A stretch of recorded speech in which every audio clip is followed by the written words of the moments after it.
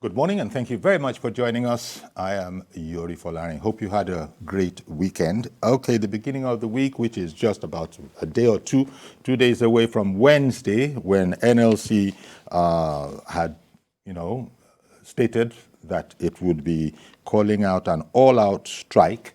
Well, our guest this morning is a public affairs analyst. He's the former Commissioner for Information and Strategy in Adamawa State, Honorable Ahmad Sajo. A fine morning to you, Honorable Sajo. Yeah, thank you very much. Thank you very much. Good to have me here. Yes, thank you very much for making the time for us. Before we come to begin our conversation, maybe we should first of all put out a package that, one of our senior reporters made with TUC meets with the federal government on fuel subsidy. That was yesterday, as you know. So let's take that report and then come back to studio and discuss issues leading towards Wednesday and what can be done before then. Leaders of the Trade Union Congress arrived for a crucial meeting with the federal government over the removal of fuel subsidies. This time, discussions between the federal government and the Trade Union Congress are fruitful, but still inconclusive, as further talks will continue on Tuesday. But the Trade Union Congress succeeded in putting a list of demands on the table for consideration by the federal government. The topmost of these demands is an increase in the national minimum wage. Yes, the demands are so long, there are so many. There are so many. Part of it was the demand for a minimum wage.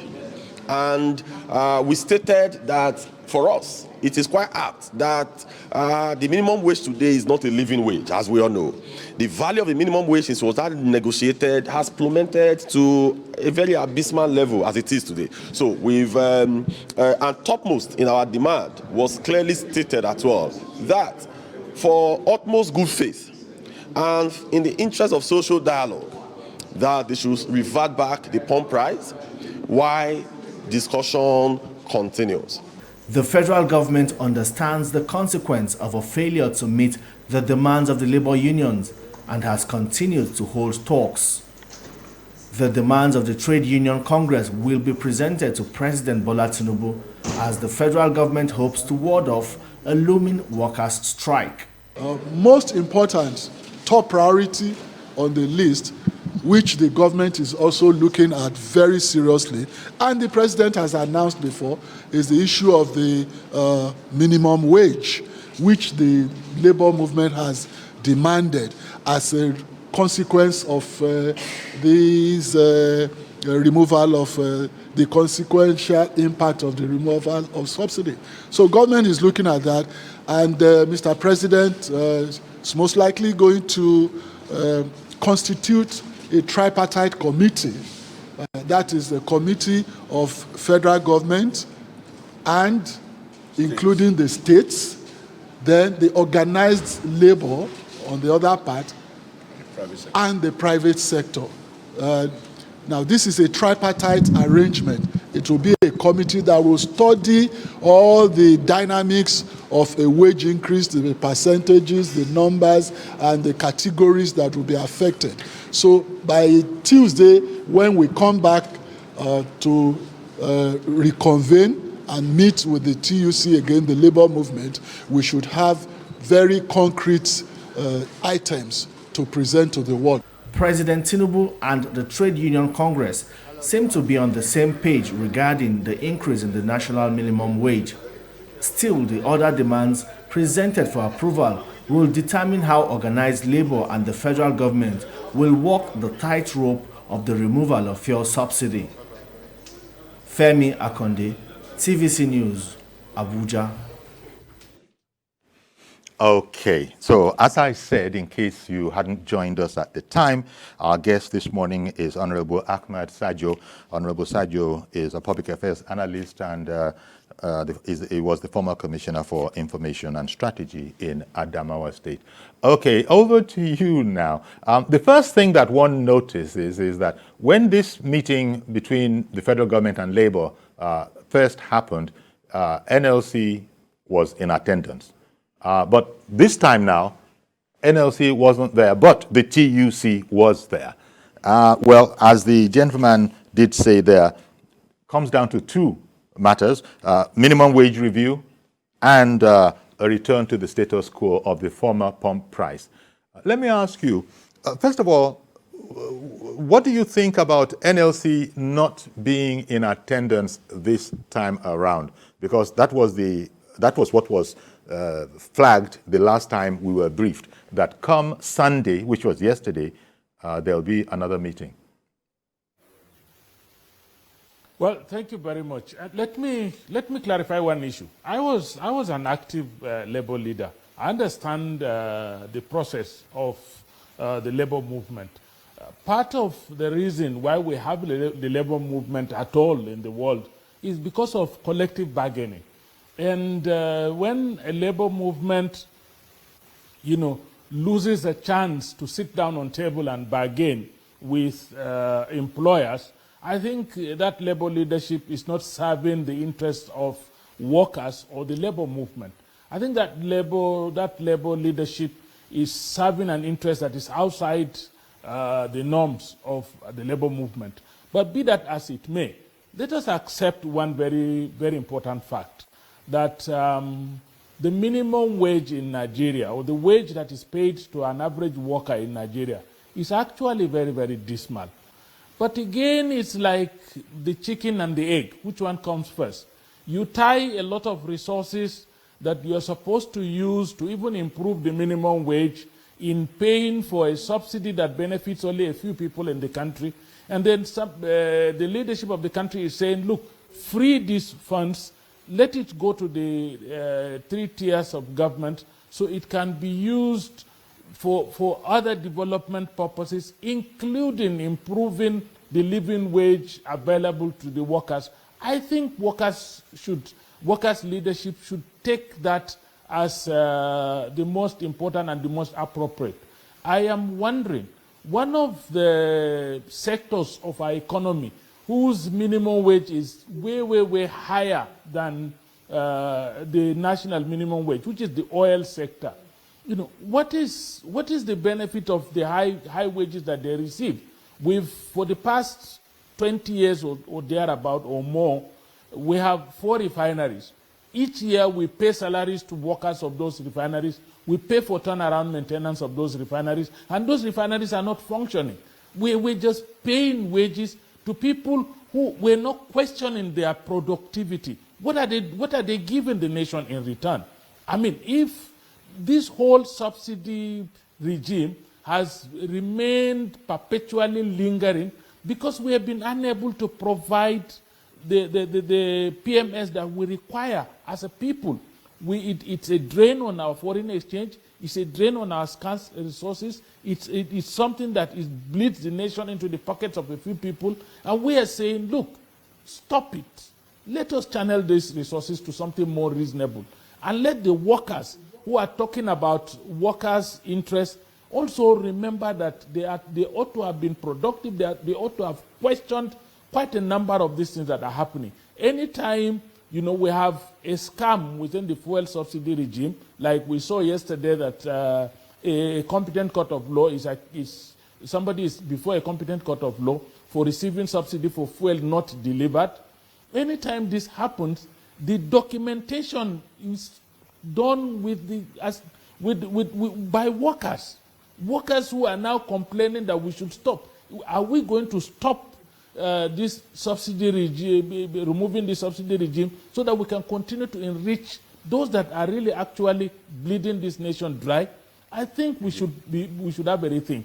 The labor movement should come to the table, discuss with their employers, discuss with government, discuss, in a manner of collective bargaining that is within the confines of the labor laws, so that we can make progress as a nation.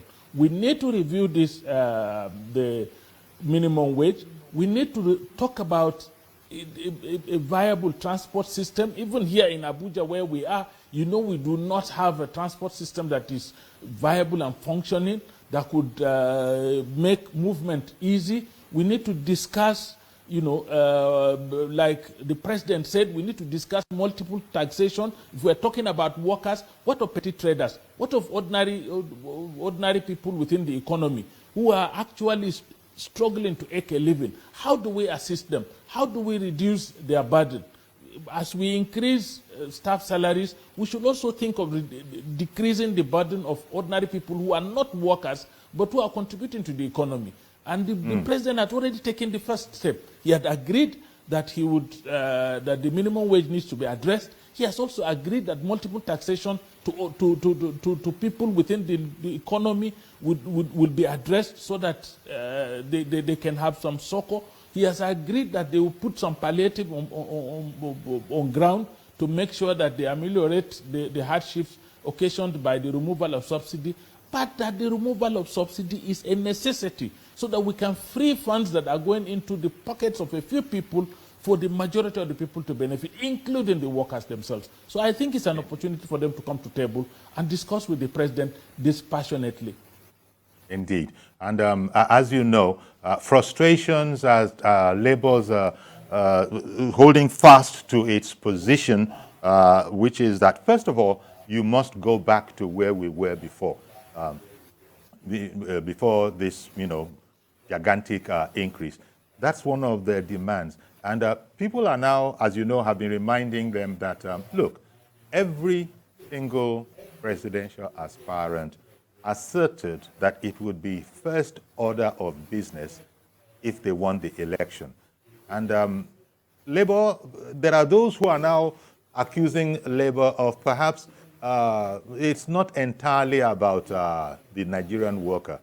Perhaps they're also being political. Now, that's an allegation, which I've heard the president of NLC poo-poo, that is not the way it is. But he has said that federal government seems to be trying to negotiate with a gun to our head, was the colorful way he put it, meaning that it had been done, the deed had been done, and then you say we should talk. And this is where I think they have the biggest problem. And then also that in their understanding, according to Labour, NLC especially has said so, they had the notion that there was no provision in the budget for subsidy, so there would be no subsidy, from June.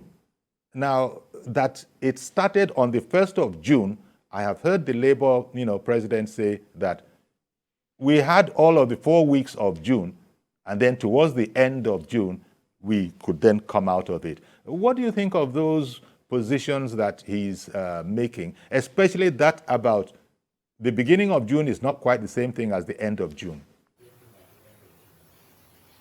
I think there is no better time to do the right thing. At any point in time, you realize that this is the right thing to do. That's the time to do it. Let's understand one thing.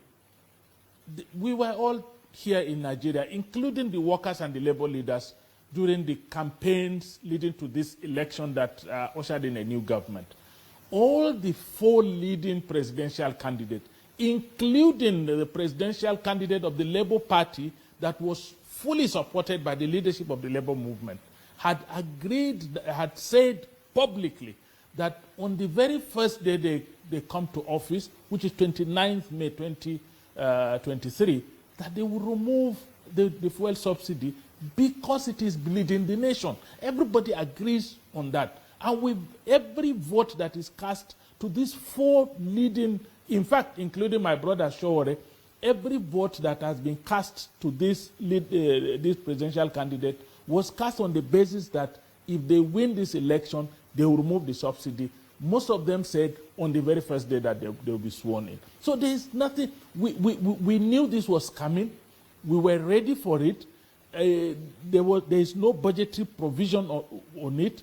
The budget process went through the National Assembly. There were public hearings. There were clear indications that there was no provision for subsidy in the budget. Nobody said, look, as a labor movement, we are, unless you put budgetary allocation for subsidy, we will go on strike. They allowed it to pass. Then it's at this level you are telling Nigerians that no, it should not happen. I think what we lacked all along that made this fraudulent subsidy regime to succeed was that there was no political will to end it. Now that we have a president that has found sufficient political will to end the subsidy, I think let us arrest it. Let us use the resources to do some other things. From most of the statistics, especially from NETI, that is credible, what we are spending on subsidy is far higher than what we are spending in core issues like education and health. It cannot be allowed to happen like that. The progress of this country should not be tied to feeding a few individuals with subsidy regimes. I tell people, and I say it with all sense of responsibility, I come from a part of Nigeria where we never even bought this fuel at the subsidized price. Ask anybody that comes from my own side of the country. We never bought it. We've always bought it twice or more the price that is paid, that is said to be the controlled price. I come from a place where I sit down and I see this fuel moving from Nigeria into a neighboring country where I have relations, friends, and people I visit. I go there. I see Nigerian fuel in dumps being sold in the street. And I realized that we're paying subsidy for people to smuggle this fuel out to other countries and sell at the same price now that we are crying. I think it doesn't make sense. Let's be honest with ourselves. Let us look. We can cushion the impact rather than begin to talk about returning back to the old regime. Let us find a way. Since President Bola Ahmed Tinubu had found sufficient political will to address this issue, let him also address other issues. Like how come that within a period that our 4 refineries that were already established have remained comatose, gulping money for yearly turnaround maintenance and payment of staff. Dangote has built a refinery that is ready to go on stream by July. How come? How come that BUA is building a refinery in Akwa Ibom State, and that refinery will soon also be on stream, while we still have refineries that are already built in this country are lying comatose and gulping money? Every year you hear of turnaround maintenance. How can you maintain a car that is not moving? How can you maintain a driver, a commercial driver that is not on the road with his vehicle? This is what we are facing. So please, Labour should be patriotic enough to understand that this is not an issue about ego. It's not about individuals. It's not about politics. It's about the country.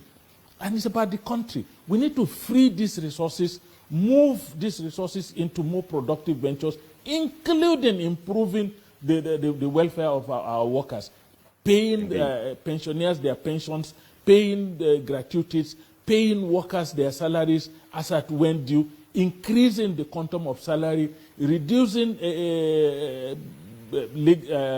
tax burdens on ordinary Nigerians, providing avenues for people to be productive, increasing the productive capacity of the agri sector, increasing the management of the agriculture value chain so that a lot of people will benefit from the agriculture value chain.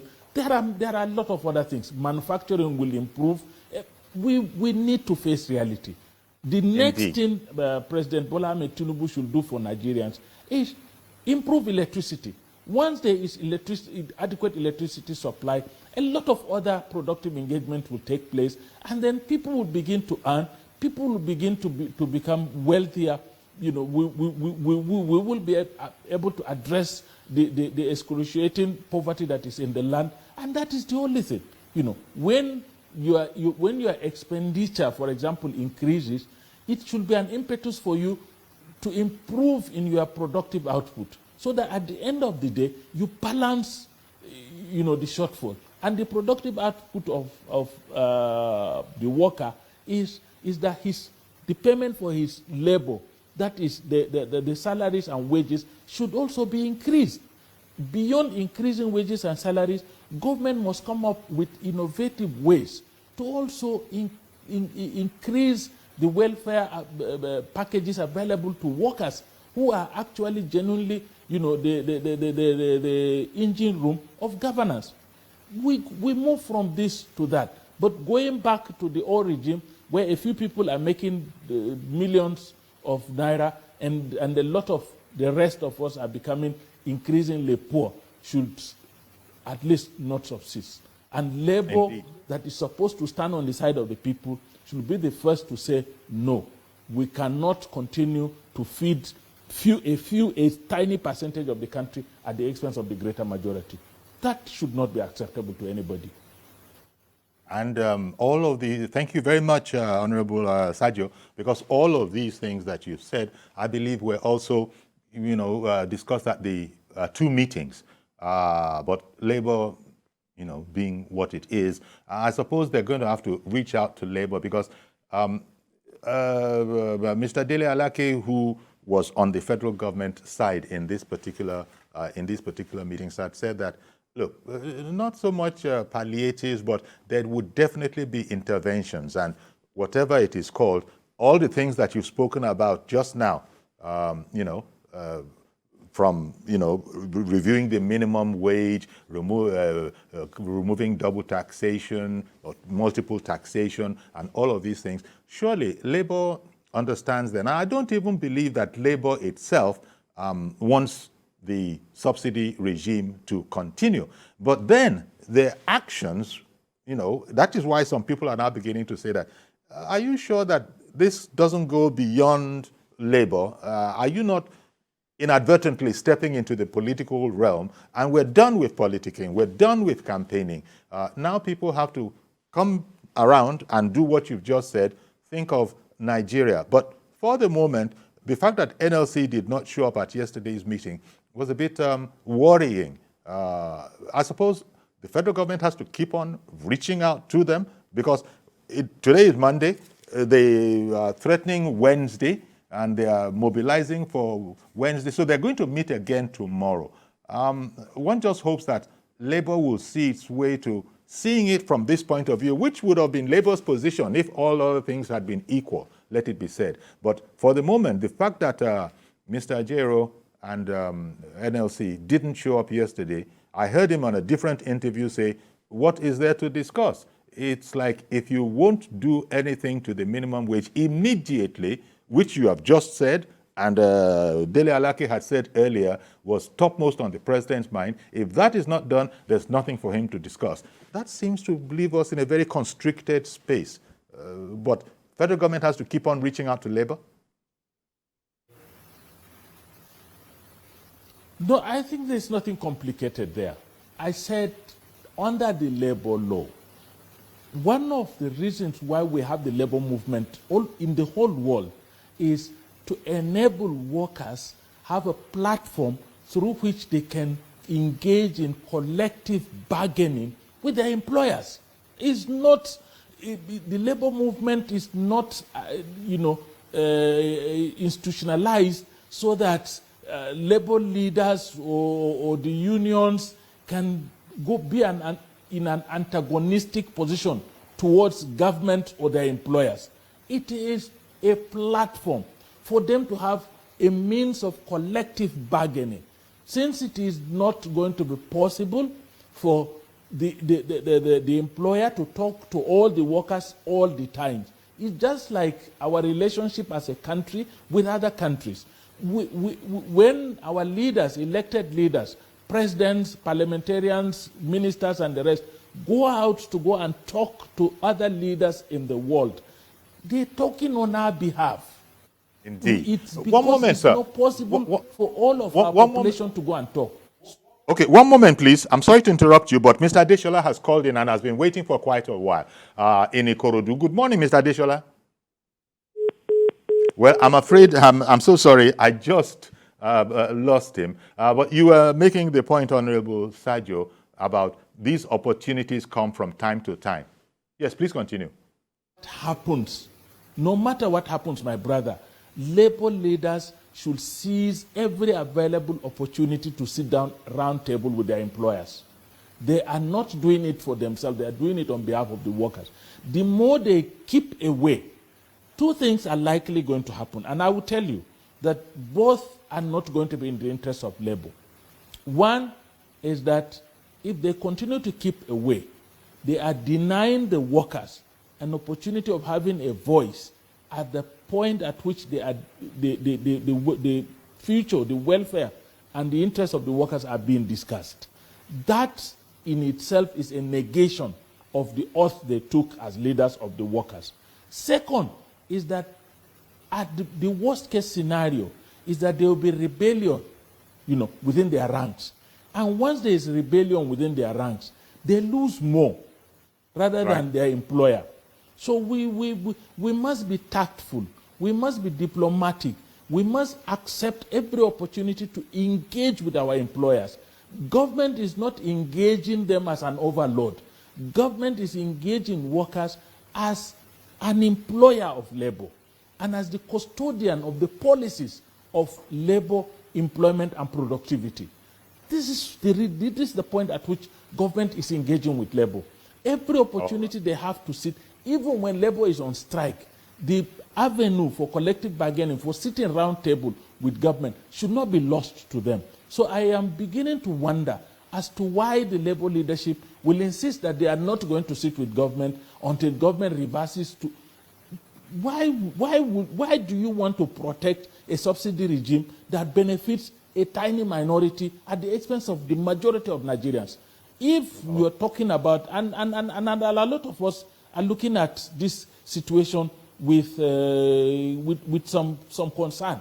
If you're talking about labor rising up to defend suffering, there was a point in time in the history of this recent politics that we had the worst, the most excruciating policy situation that caused so much hardship and death when currencies were withdrawn from circulation and people suffered. I know how much I had to go through. My family was in hospital. I could not get the resources, and almost all the networks for transfers and other online transactions in the banks had collapsed. The major banks collapsed. We had difficulty. We could not even pay for drugs. We could not pay for food. We all suffered. Where was the voice of labor at that point in time? That was the time we expected that anybody who thinks he's talking for the people of Nigeria should have spoken. But labor was silent. Labor was campaigning for a political party. So please let us understand that what we are doing, Nigeria is our country. The interests of Nigeria and Nigerians should be our paramount interest. That these things that are happening should be a pointer to us that we have held on to a subsidy regime that had almost led to the collapse of our economy, that nearly made it impossible for us to run government. We should do away with it.